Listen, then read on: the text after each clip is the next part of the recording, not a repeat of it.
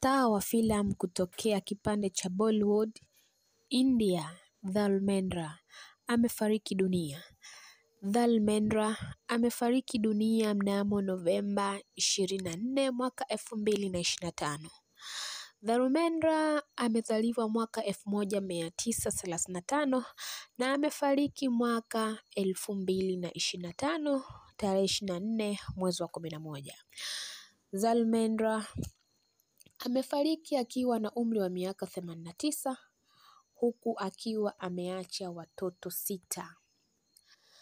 Dharmendra ameacha watoto ambao ni Sun Deo, Bab Deo, Esha Deo, Ahana Deo, Vijeta Deo, Ajaita Deo. Kati ya hao watoto 6, wengi wao wamekuwa hawafahamiki, ila waliobeba kipaji cha baba yao ni wawili tu ambao ni Sunny Deo na Bab Deo. Wengi tunafahamu kwa wale wafuatiliaji wa movie za India. Dharmendra ameact movie nyingi sana zisizopungua zaidi ya movie 300. Dharmendra amezikwa jana tarehe 27 mwezi wa 11 mwaka 2025.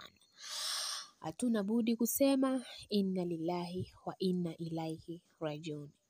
Tukuombe wewe mpenzi wetu na mdau wetu wa Zilizo Kiki TV kusubscribe YouTube channel hii, kulike na kushare kwa ajili ya habari motomoto kutoka ndani ya nchi na nje ya nchi.